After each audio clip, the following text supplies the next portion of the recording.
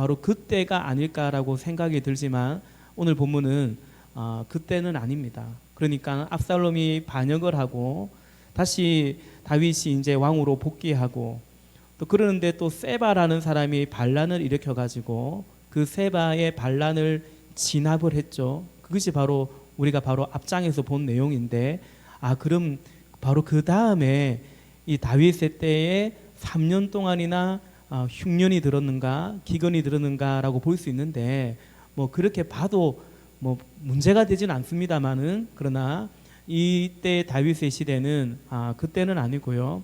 우리 무비보셋을 살려주는 것을 봤을 때 사무엘하 9장에 그 사울의 손자고 요나단의 아들인 무비보셋을 왕의 식탁으로 다윗이 초대하지 않습니까? 그 사건 이후 그리고 이제 압살롬이 반역을 일으키기 전에 그 어느 시점이 아닌가라고 보게 됩니다. 하나님은 1절에서 이 기근의 이 흉년의 이유와 성격을 밝혀주십니다. 사울이 왕위에 있을 때 기본 사람들을 학살했다라는 거죠. 바로 그것에 대한 그 악행에 대한 하나님의 징계적인 그런 성격으로 이 기근이 임했다. 하나님께서 친히 다윗에게 말씀하셨습니다. 기본 사람들은 누구일까요? 오늘 본문에 보니까 그들과의 언약을 맺었는데 사울이 그걸 이제 지키지 않았다고 하는데 그들과 맺은 언약은 무엇이겠습니까? 여호수아서를 봐야 됩니다. 여호수아 9장과 10장에 나와 있습니다. 기본 사람들은 오늘 2절에서도 설명하고 있는 것처럼 본래 이스라엘 백성이 아니고 아모리 사람 가운데서 살아남은 사람들입니다. 그러니까 이스라엘 백성들이 가나안 땅을 이제 정복할 때 바로 그 가나안 원주민 가운데 한 부족이었습니다. 그런데 이스라엘이 요단강을 건너고 여리고성을 그 초롱성 같은 여리고성을 점령하고 아이성도 점령하고 갈 때에 이제 이들이 바짝 긴장을 하고 있었습니다. 그래서 가나안의 사람들이 연합해가지고 이 이스라엘과 맞서려고 할 때에 여기 이 기본 주민들은 우리가 살아남을 길은 항복하는 길이고 어쩌든지 저들과 하친을 맺어야 되겠다라고 생각을 한 것입니다. 왜냐하면 이스라엘은 살아계신 하나님이 함께한다고 그들이 그걸 인정했기 때문이죠. 우리 여호수아서 9장을 한번 보십시다. 여러분 성경 펴셨는데 좀 앞으로 가서 여호수아서 한번 보십시오. 9장 3절 그리고 4절을 보겠습니다. 우리 앞에 화면에도 띄워주십시오. 3절 4절입니다. 히 사람인 기본 주민들은 여호수아라는 사람이 여리고성과 아이성에서 한 일을 듣고서 여호수아를 속이기로 결정하였다. 그들은 낡은 부대와 헤어지고 터져서 기운 가죽 포도주 부대를 나귀에 싣고서 외모를 사절단처럼 꾸미고 길을 떠났다. 아멘. 아주 멀리서 온 사람들인 것처럼, 그래서 멀리서 오다 보니 여기 가나안 원주민들이 아니고 멀리서 오다 보니 막 지쳐가지고 막 뭐 옷도 헤이고 뭐 음식도 막 이렇게 떨어지고 그런 사람들처럼 여호수아에게 찾아와서 우리 하친을 맺자라고 했던 것입니다. 우리 9장 14절 볼까요? 14절부터 16절에 보면 이 여호수아와 이스라엘의 지도자들이 그들의 기본 사람들의 속임수에 속아 넘어가고 맙니다. 우리 14절부터 16절까지 교독할게요. 이스라엘 사람들은 어떻게 해야 할지를 주님께 묻지도 않은 채 그들이 가져온 양식을 넘겨받았다. 여호수아는 그들과 화친하여 그들을 살려준다는 조약을 맺고 회중의 지도자들은 그 조약을 지키기로 엄숙히 맹세하였다. 16절 같이요. 이스라엘 사람들은 그들과 조약을 맺은 지 사흘이 지난 뒤에 자기들과 조약을 맺은 사람들이 가까운 이웃이고 자기들 가까이에서 사는 사람들임을 알게 되었다. 아멘. 속인 겁니다. 그러니까 이런 식으로 맺은 조약은 그 계약은 정상적으로 맺어진 게 아니기 때문에 얼마든지 파기해도 될 것 같은데, 그러나 여호수아는 그리고 백성의 지도자들은 그렇게 맺은 언약일지라도 하나님 앞에서 하나님의 이름을 걸고 맺은 언약이었기 때문에 그 언약을 지키기로 합니다. 그리고 이제 곧이어 이 가나안 부족들이 기본이 자기들 입장에서는 배신한 거 아닙니까? 자기들과 힘을 합쳐서 이스라엘과 맞서 싸워야 되는데 이 기브온이 지 살자고 이스라엘에게 항복하고 하친한 것과 마찬가지이기 때문에 얼마나 괘씸하겠습니까? 그래서 오히려 가나안 연합군들이 기브온을 공격하러 옵니다. 그때도 여호수아는 그 기브온과 언약을 맺었기 때문에 그 언약을 지키며 기브온을 보호해 줍니다. 그리고 하나님께서는 당신의 이름으로 맺은 언약을 신실하게 지켜가는 그 당신의 백성들에게, 이스라엘 백성들에게 승리를 안겨주셨죠. 우리 여호수아 10장을 한번 보겠습니다. 한 장 넘겨서 10장 6절부터 8절까지 또 교독합니다. 기브온 사람들은 6절입니다. 기브온 사람들은 길갈 진에 있는 여호수아에게 전가를 보냈다. 이 종들을 버리지 마십시오. 속히 우리에게로 와서 우리를 구출하여 주십시오. 우리를 도와주십시오. 산간 지방에 거주하는 아모리 왕들이 연합군을 이끌고 우리를 공격하였습니다. 여호수아는 정예 부대를 포함한 전군을 이끌고 길갈에서 진군하여 올라갔다. 함께요. 그때 주님께서 여호수아에게 말씀하셨다. 그들을 두려워하지 말아라. 내가 그들을 너의 손에 넘겨주었다. 그들 가운데서 한 사람도 너를 당할 수 없을 것이다. 아멘. 그리고 이제 10장 11절에 보니까 그들이 이스라엘 군대 앞에서 도망하여 벳호론의 내리막길에 이르렀을 때에 주님께서 거기에서부터 아세가에 이르기까지 하늘에서 그들에게 큰 우박을 퍼부으셨으므로 많은 사람이 죽었다. 우박으로 죽은 자가 이스라엘 자손의 칼에 찔려서 죽은 자보다 더 많았다. 하나님께서 이 승리를 안겨주셨던 것입니다. 누구에게요? 하나님의 이름으로 하나님 앞에서 맺은 그 언약을 신실하게 지켜가 당신의 백성들에게 그리하셨다라는 것입니다. 그렇게 이제 가나안 땅에서 이 기브온 주민들과 어쨌든 함께 살아왔는데 한 400년, 500년이 지나고 사울이 이스라엘의 왕위에 앉아 있을 때에 사울이 하나님 앞에서 기브온 사람들과 맺은 그 언약을 파기하고 여기 기브온 사람들을 요즘식으로 하면 인종 청소하듯이 그렇게 죽였던 것입니다. 본문 2절에 보니까 설명하고 있죠. 기브온 사람들은 본래 이스라엘 백성의 자손이 아니라 아모리 사람 가운데서 살아남은 사람들이며 이미 이스라엘 백성이 그들을 살려주겠다고 맹세하였는데도 사울은 이스라엘과 유다 백성을 편파적으로 사랑한 나머지 할 수 있는 대로 그들을 다 죽이려고 하였다라는 것입니다. 5절에서 기브온 주민들도 이 사실을 증거합니다. 우리 5절은 같이 한번 읽어볼까요? 다시 한번 5절 시작. 그들이 왕에게 말하였다. 사울은 우리를 학살한 사람입니다. 그는 이스라엘의 영토 안에서는 우리가 어느 곳에서도 살아남지 못하도록 우리를 몰살시키려고 계획한 사람입니다. 아멘. 이제 이 기근의 이유를 알게 된 다윗은 기브온 사람들을 부르죠. 3절입니다. 다윗이 기브온 사람에게 물었다. 내가 당신들에게 어떻게 하면 좋겠소? 내가 무엇으로 보상을 하여야 주님의 소유인 이 백성에게 복을 빌어 주겠소? 여러분, 여기서 이 3절을 통해서 우리는 다윗의 올바른 모습을, 그의 신앙을 보게 됩니다. 보상해야 합니다. 그게 맞습니다.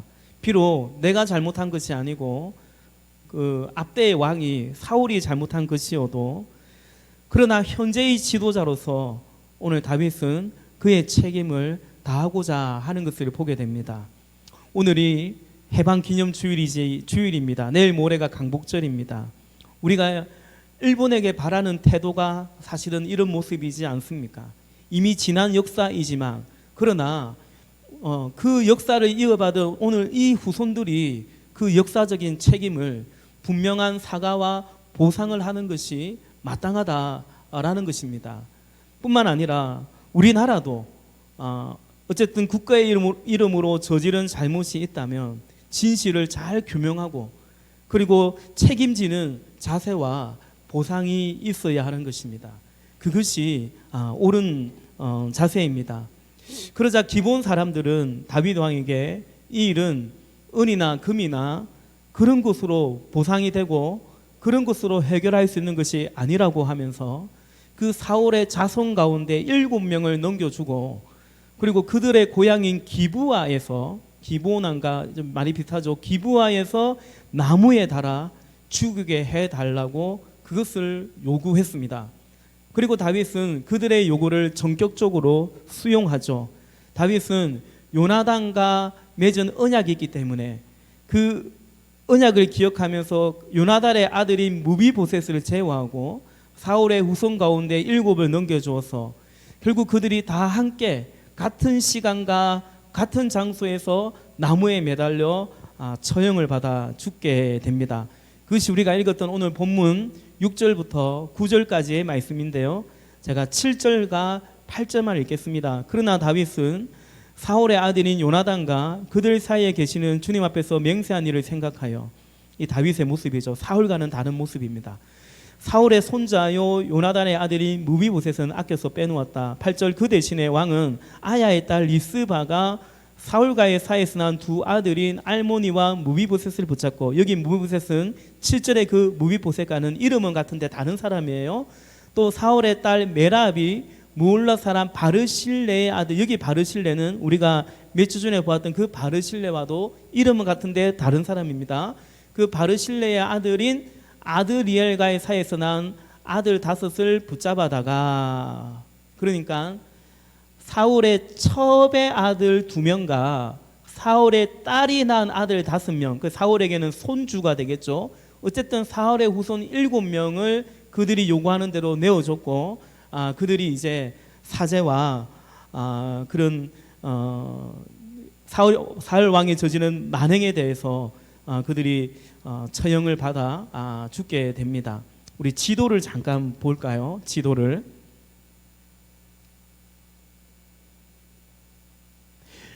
여기 보면 예루살렘이 있죠. 그냥 그것만 보면 되겠습니다. 기본이 그리 멀지 않습니다. 저곳에 기본 주민들이 살고 있고요. 그 땅 이름도 기본이고 지명 이름도 기본이고요.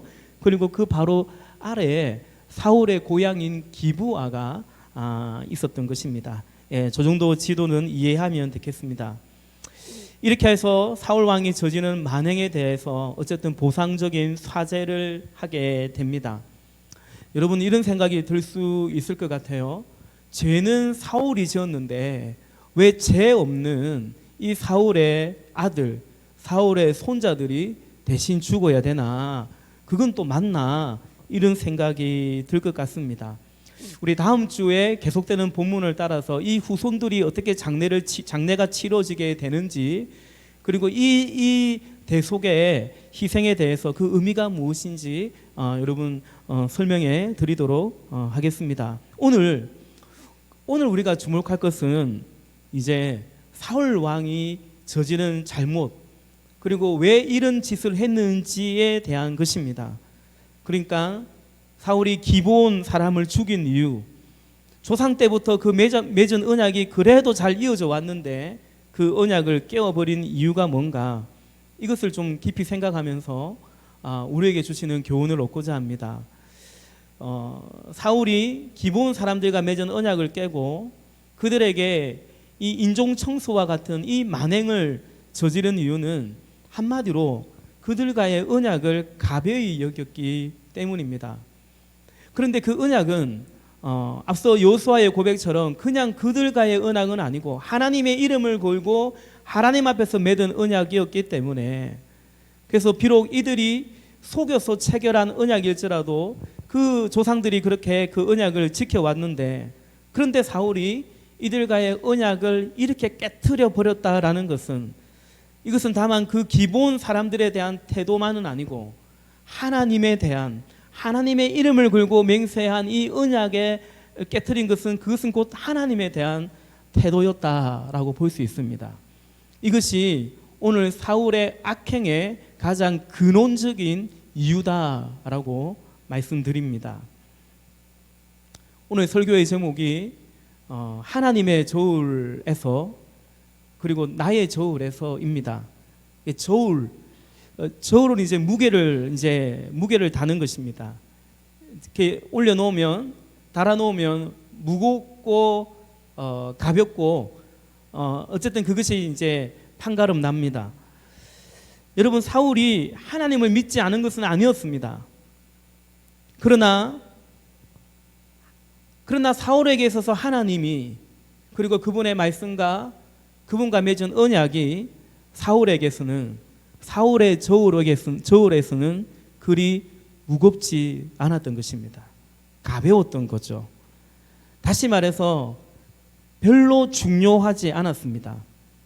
또 다시 말해서 그보다 더 중요한 것이 있었더라라는 것입니다. 하나님의 이름으로 약속한 그 언약을 지키는 것, 하나님의 말씀을 지키는 것, 그것보다 사울이 더 중요하게 여긴 것이 있었다라는 거죠. 그래서 이것을 따르지 않고 다른 것을 선택했다라는 것입니다. 본문 2절이 그것을 설명해 주었죠. 이스라엘과 유다 백성을 편파적으로 사랑한 나머지 할 수 있는 대로 그들을 다 죽이려고 했다라고 오늘 사무엘서 저자는 이렇게 설명해 줍니다. 사울은 하나님의 이름으로 맺은 언약, 그것을 지키는 것보다 더 중요한 것은 백성들의 마음이었고, 또 그 백성들의 마음을 얻어야 되는 자신의 입장이었습니다. 민심을 얻기 원하고 그로 인해서 정치적인 안정을 누리기를 원했던 자신이 더 중요했던 것입니다. 그리고 이것은 곧 그가 무엇을 믿고 있는지를 보여주는 대목이라고도 말할 수 있습니다. 여러분, 어려운 말이 아닙니다. 하나님을 믿으면 하나님 믿고 삽니다. 하나님을 믿기 때문에 하나님의 언약, 하나님의 말씀을 소중히 여기고 할 수 있다면 그걸 따르려고 노력하죠. 그러나 눈에 보이는 사람을 믿으면 혹은 물질을 믿으면 결국 그것이 더 중요하기 때문에 그것 따라가게 되는 것입니다.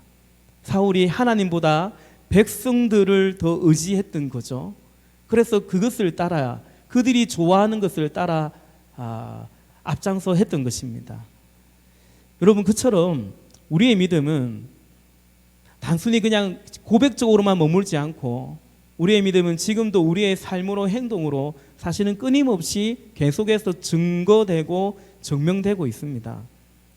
이번 주 우리가 통독한 출애굽기 말씀에 보면 우리 9장 19절부터 22절까지 모세가 바로에게 한 말입니다. 우박 재앙을 내리겠는데 또 친절하게도 피하라고 일러줍니다.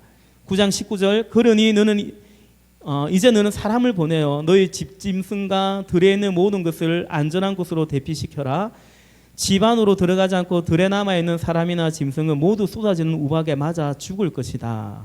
20절, 이걸 또 누가 듣냐면 바로 옆에 있는 신하들이 듣잖아요. 20절, 바로의 신하들 가운데서 주님의 말씀을 두려워한 사람들은 자기의 종들과 집 짐승들을 집 안으로 피하게 하였다. 21절, 그러나 주님의 말씀을 마음에 두지 않은 사람은 자기의 종과 집 짐승을 들에 그대로 내버려 두었다. 아멘.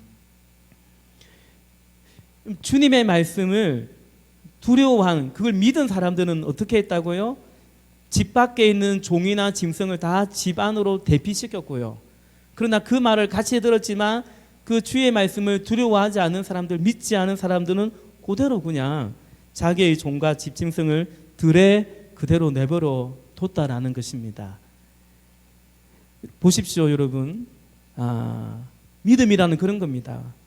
믿음이란 간념적인 것만은 아니고 이처럼 내가 믿는 대로 우리는 살아가게 되어 있고 행동하게 되어 있습니다.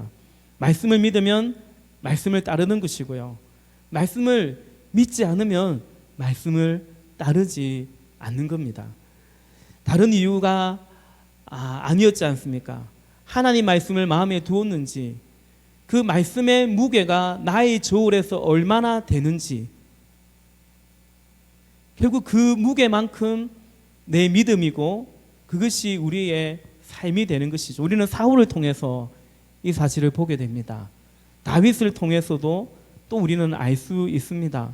이 사무엘하 12장 9절 말씀에 보니까 다윗에게 한 말이에요. 나단 선지자가요. 그런데도 너는 어찌하여 나 주의 말을 가볍게 여기고 내가 악하게 여기는 일을 하였느냐?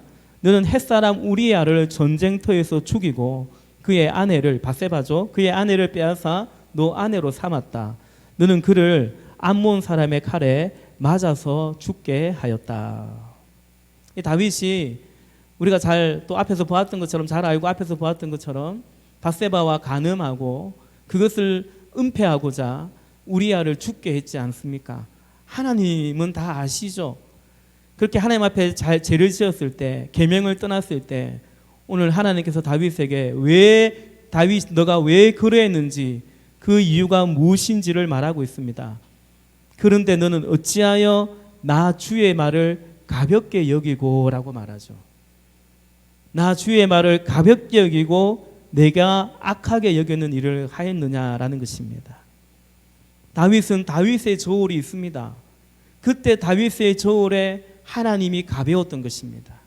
하나님의 말씀이 가벼웠던 것입니다.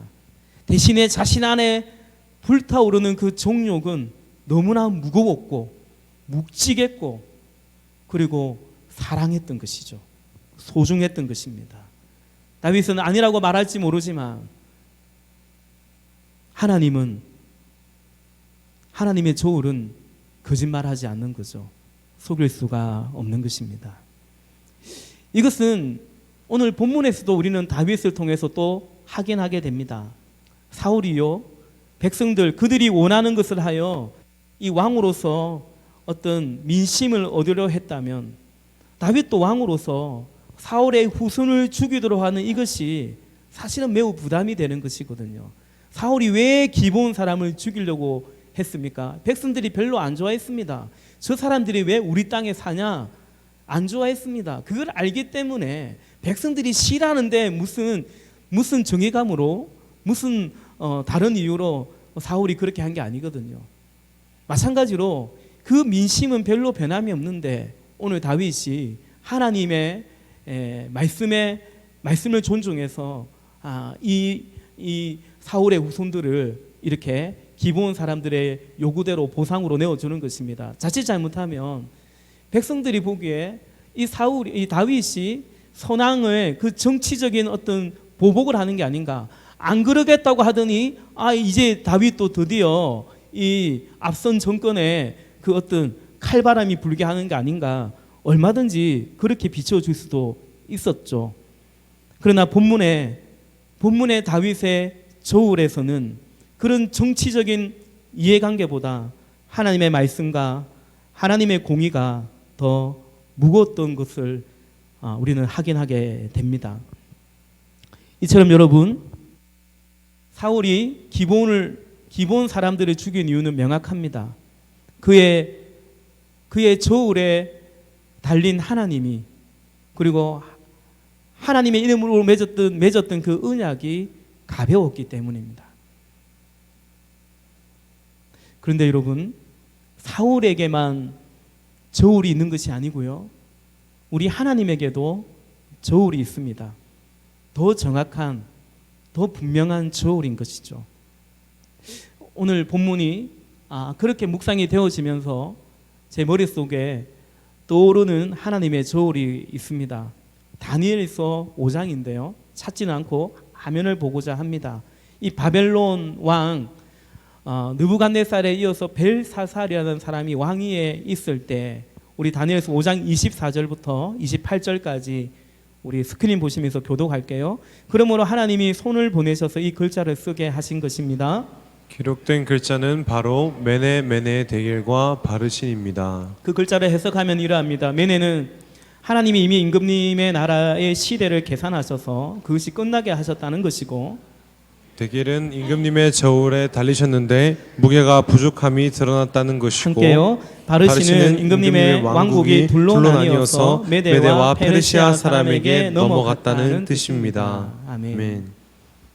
당시 바벨론 왕 벨살사 왕은 세계 최대 대국의 왕이었습니다. 난공불락과 같은 성에서 늘 호화 찬란하게 그의 신하들과 또 후궁들과 궁녀들과 더불어 잔치를 열고 또 이 예루살렘에서 빼앗아갔던 그 성전 기명을 가지고 성물들을 가지고 거기에 술을 술잔처럼 받아서 마시고 그랬습니다. 이처럼 벨살살 왕의 교만은 하늘을 찌르고 있었습니다. 이때 하루는 여전히 이 연애를 베풀고 있는데 손이 나타나면서 벽에 글자를 쓰는 것입니다. 하나님이 손이 나타나셔서 친히 쓰신 글이었습니다. 벽에 쓰여진 글이 메네메네 데겔 우바르 신이었는데 아무도 해석할 자가 없어서 다니엘이 이제 왕 앞에 불려옵니다. 다니엘이 담대하게 그대로 해석하고 그에게 전하죠. 다니엘이 해석하니까 너를 하나님의 조울에 달아보니 모자란 인물로 너 시한은 다 끝났다. 너가 이렇게 세운 한 나라는 메대와 바사에게 나뉘어 줄 것이다.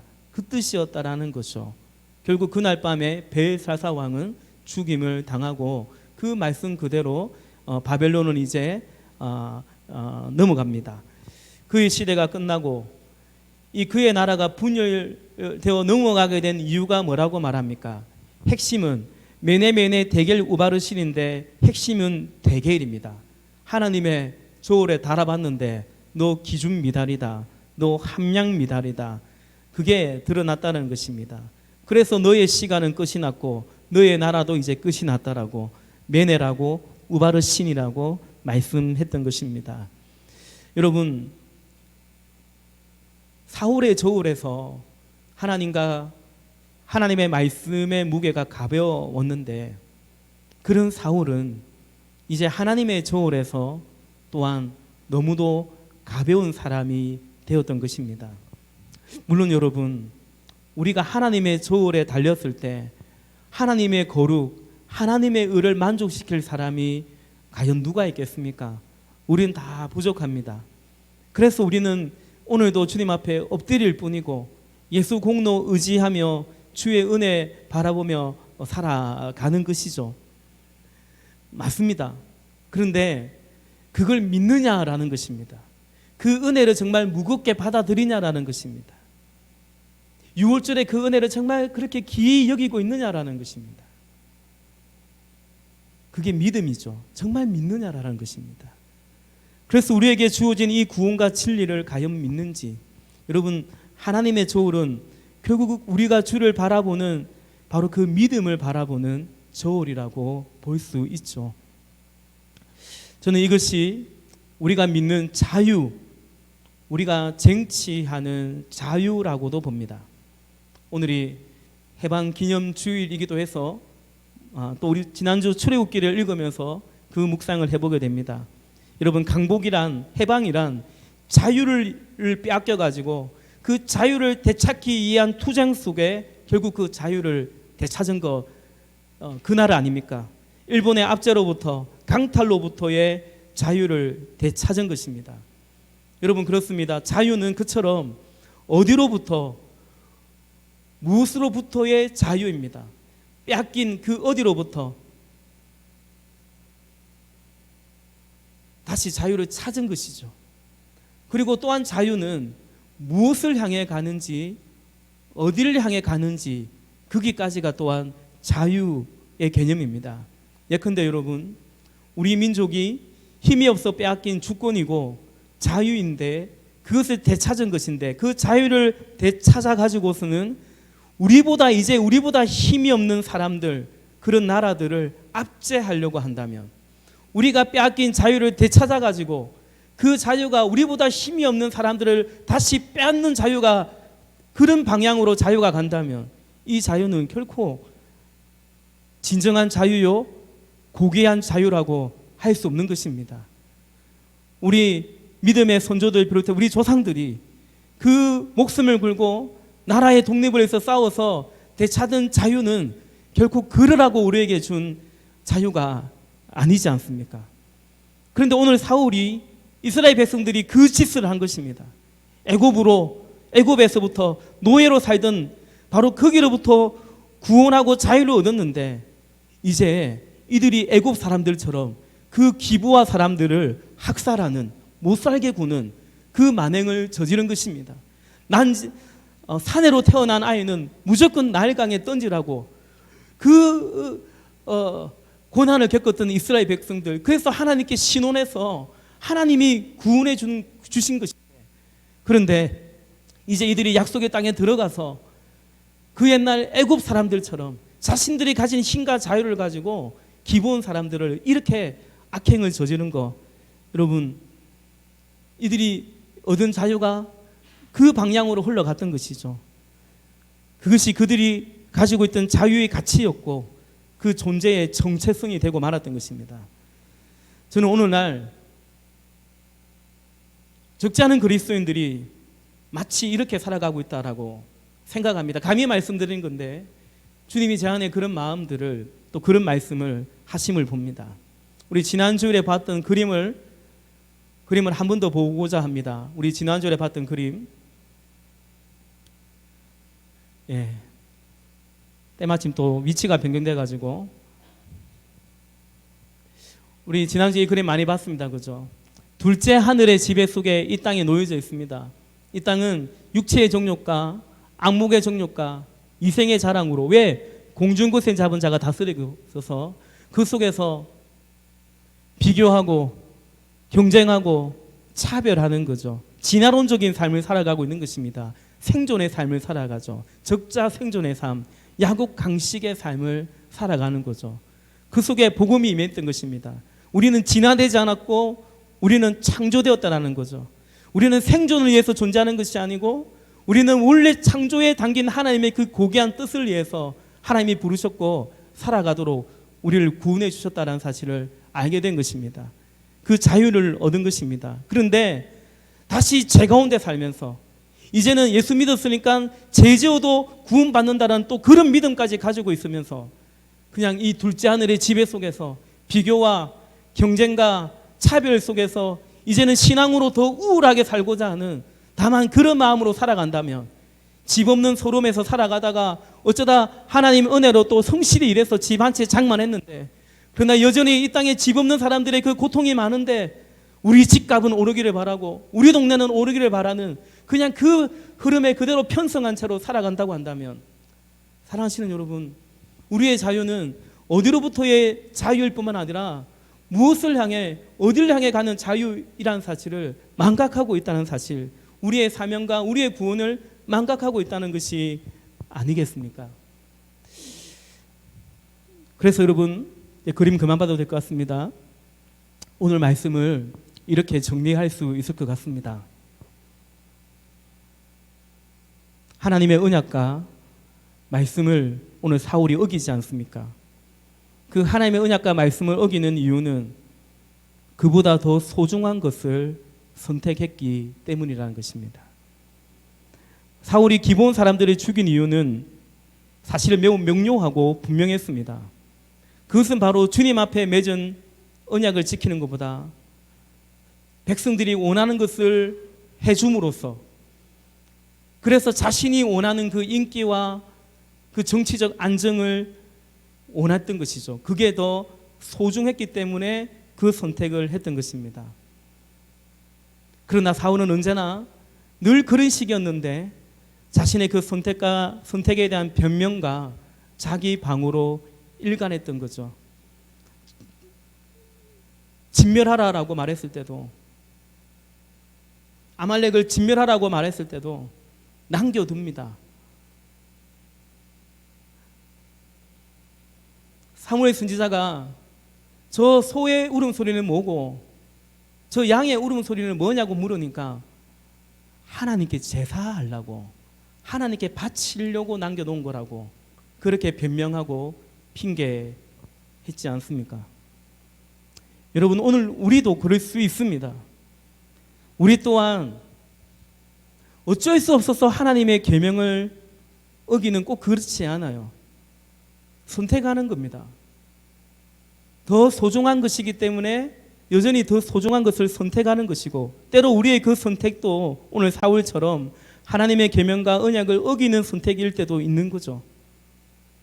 그런데 우리 또한 사울처럼 하나님 앞에서 위장된 자유와 명분으로 자기 방어에 익숙해지고 능숙해져 갈 수도 있다라는 것입니다. 위장된 자유라는 것은 무슨 말인가? 하나님이 그래도 나를 사랑하신다, 하나님이 그래도 나를 이해해 주신다라는 그런 믿음과 그런 자유를 말하는 것입니다. 하나님은 율법적이지 않다라고 하면서 사실은 그 율법에 담긴 하나님의 마음이 있고 하나님의 사랑이 있고 하나님의 뜻이 있는데 거기에 내가 관심이 없는 것인데 하나님은 율법적이지 않다라고 하면서 자신이 믿고 싶은 대로 믿고 살고 싶은 대로 살아가는 거죠. 여러분, 공교롭게도 신앙생활 하면서 뭐 좀 배운 사람들이 그냥 예배당만 왔다 갔다 하지 않고 어디 나가서 뭐도 배우고 무슨 훈련도 받고 하는 이런 사람들일수록 오히려 이런 자유가 있을 수 있습니다. 위장된 자유가 있을 수 있습니다. 그런 자유와 명분으로 자기 방어적인 사울같이 하나님과 그분의 말씀의 무게가 나의 저울에서 점점 가벼워지고 있음에도 불구하고 그럴 수 있다라는 것입니다. 오늘 장로님께서 우리 성도님들에게 참 말씀하시기 어려운 말씀을 힘겹게 하신 것 같습니다. 교회당 건축을 하면서 우리 성도님들에게 헌금의 부담을 드리는 것 같아 마음이 무겁습니다. 저는 여러분이 정말 형편대로 정성으로 하시길 바라요. 정말 그러지 못한다면 불편해하지 마시기를 정말 바랍니다. 저는 건축위원회에서도 말씀드렸는데 저는 우리 성도님들이 신앙생활, 예배생활 성실히 잘하기를 바랍니다. 그 신앙생활과 예배생활 안에는 헌금생활도 당연히 들어가 있습니다. 그래서 주일 헌금 예배 드리는데 빈손으로 오지 마시고 이 예배 때마다 하나님 앞에 예물을 준비해서 드리시기를 바라고 우리 주님의 주권을 인정하며 11조 생활 기본적인 것들을 잘 할 수 있기를 바랍니다. 그리고 이런 기회를 우리 교회에게 또 하나님께서 이런 것을 허락하셨으니 평소보다 내가 조금 더 아끼면서 어디 갈 때 그냥 조금 안 가면서 절약해서 헌금에도 동참할 수 있으면 좋을 것 같습니다. 그런데 한편으로는 그 마음은 듭니다. 여러분이 무관심하지 않기를 바라는 마음은 있습니다.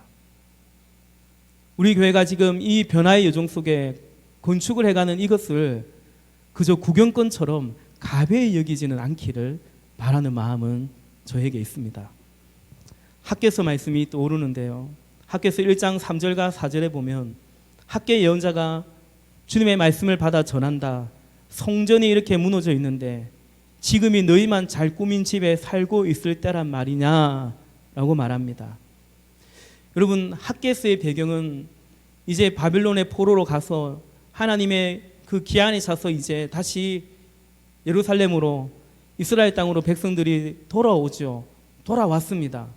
근데 여러분, 우리가 생각할 때 돌아가라고 하니까 많이 돌아간 것 같지만 많이 돌아가지 않았습니다.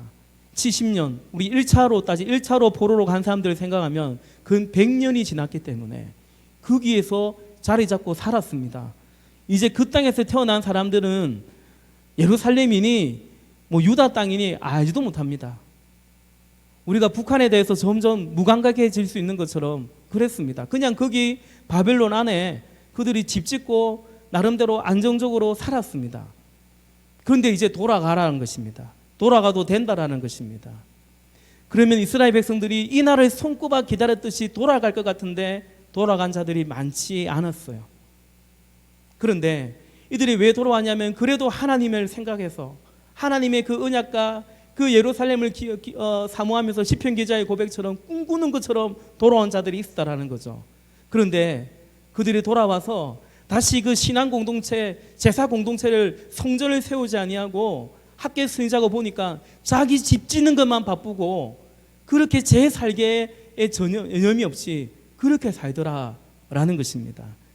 그들이 돌아왔는데 그 자유를 얻었는데 이제 이들이 돌아와서 어디로 가야 되는지 그것을 망각하고 있더라라는 것입니다. 그래서 하나님이 학계 스니자를 보내어서 말씀하시는 거죠. 말씀하시는 것입니다. 여러분, 그래서는 안 됩니다. 하나님의 구원과 은혜 그 뜻을 망각하고 우리가 그냥 세상 사람들처럼 살면 안 되겠죠. 요즘 종종 말씀드리지만 교회를 구원의 방주라고 우리 스스로도 고백하는데, 그런데 정작 우리는 신자들은 노아처럼 살지 않고 노아 시대의 그 세상 사람들처럼 그저 먹고 마시며 그리 살아가서는 되지 않는 것이죠. 우리 재성 형제가 오늘 설교 전에 불렀던 그 찬양이 이번 수련회의 주제 찬양이라고 하는데 좋은 것 같습니다. 지난주 설교와 오늘 설교는 이번 수련회를 같이 준비하는 주제의 말씀이기도 합니다. 또 강사님도 계속해서 더 깊이 풍성히 전해 주실 것입니다. 목회자로서 저는 무엇이 또 목회하면서 좁은 길인가, 예수님의 길인가 생각합니다. 11조, 가령 11조를 생각했을 때 11조 하면 하나님이 이렇게 복을 주신다. 또 하지 않으면 하나님의 것을 도둑질한 것이기 때문에 이렇게 벌을 내리신다. 분명 하나님의 말씀입니다. 그러나 제가 우리 신자들에게 11조를 그렇게 가르치지 않습니다. 하나님의 주권을 인정하는 우리의 믿음의 고백이라고. 이렇게 하면 복을 받고 저렇게 하면 벌을 받으니까 그렇게 해서 우리가 동기부여되는 것보다는 하나님을 사랑해서 하나님을 사랑한 자는 그분의 계명을 사랑하는 것이니까 좀 그렇게 우리가 믿음의 길 가면 되지 않겠는가. 그렇게 말씀드려도 그 누구 못지않게 어떤 기복주의나 어떤 그런 영적 카리스마에 눌려있는 그런 신자들 못지않게 하나님 사랑하는 마음으로 순종하고 희생하고 헌신하는 그런 교회가 되고 그런 저의 목회가 되고 또한 저와 여러분 우리의 믿음의 길이 되기를 바라는 것입니다. 말씀을 맺겠습니다. 오늘 설교의 결론은 아주 단순합니다. 우리 주님이 그 누구보다 그 무엇보다 우리에게 소중한 분이 될 수 있기를 간절히 소망합니다.